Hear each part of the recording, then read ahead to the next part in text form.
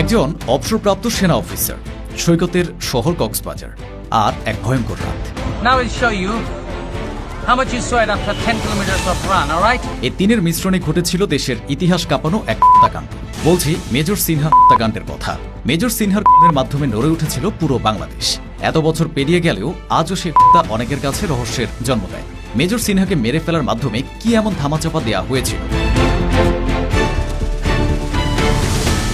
3 জুলাই 2020 তিন সহযোগী সহ কক্সবাজারে যান অবসরপ্রাপ্ত major Sinha, Mohammad Rashed Khan. কলাতলিতে world beach রিসোর্টে ওঠেন তারা। উদ্দেশ্য জাস্ট গো নামের ইউটিউব চ্যানেলের জন্য ভ্রমণ বিষয়ক প্রামাণ্য চিত্র তৈরি করা। 4 দিন পর 7 জুলাই 2020 ঠিকানা বদল করে হিমছড়ির নীলিমা রিসোর্টের D1 কটেজে ওঠেন তারা। শুরু হয় কক্সবাজারের মনোরম দৃশ্য এবং বৈচিত্র্যপূর্ণ জীবন ও জীবিকার তথ্য সংগ্রহ আর ভিডিও চিত্র ধারণ। এক পর্যায়ে তারা যান টেকনাফে। এ সময় তারা মাদক নির্মূল অভিযানের নামে সাধারণ মানুষের উপর ওসি প্রদীপ কুমার দাসের নিপীড়নের কথা জানতে পারেন। ভুক্তভোগী অনেক পরিবার মেজর সিনহা ও তার টিমের কাছে ওসি প্রদীপের অত্যাচার নিপীড়নের বর্ণনা দেয়। সিনহা ও তার লোকজন ওসি প্রদীপ কুমার দাস ও ইন্সপেক্টর লিয়াকত আলী ও তাদের বাহিনীর নামে নানা তথ্য সংগ্রহের চেষ্টা করেন। এরই মধ্যে জুলাই মাসে কোনো একদিন মেজর সিনহা, শিপ্রা দেবনাথ ও শাহিদুল ইসলাম রিফাতের সঙ্গে দেখা হয় ওসি প্রদীপের। তারা নানান অভিযোগ সম্পর্কে ওসি প্রদীপের সঙ্গে কথা বলার চেষ্টা করেন। ঘটনাটি হালকাভাবে নেন মেজর সিনহা।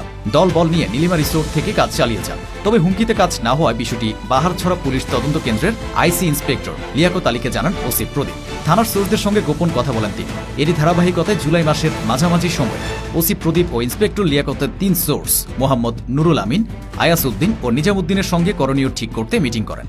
তারা তথ্য সংগ্রহে নামে। ক্রসফায়ারে নিহত ব্যক্তি ও অন্যান্য ভিকটিম পরিবারের বাড়ি বাড়ি গিয়ে মেজর সিনহা ও তার টিম সম্পর্কে খোঁজ নেয় সাদা পোশাকের পুলিশ ও সোর্স। বলে আসে এ ধরনের লোকজন আসলে পুলিশকে খবর দিতে।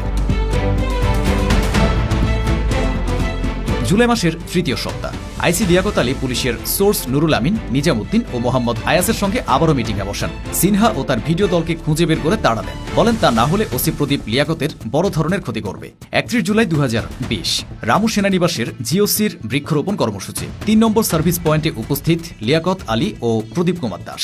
অনুষ্ঠান শেষে সে ভিডিও ধারণ করা দলটি সম্পর্কে লিয়াকতকে আবারও সতর্ক করেন ওসি প্রদীপ। এ বিষয়ে কোনো ধরনের ফোন পাওয়ার সঙ্গে সঙ্গে যথাযথ ব্যবস্থা নেওয়ার জন্য প্রস্তুত থাকতে বলেন। ওই দিন বিকেল 3:30 প্রাইভেট কার ঢাকা মেট্রো গ 280997 ছুটে চলছে।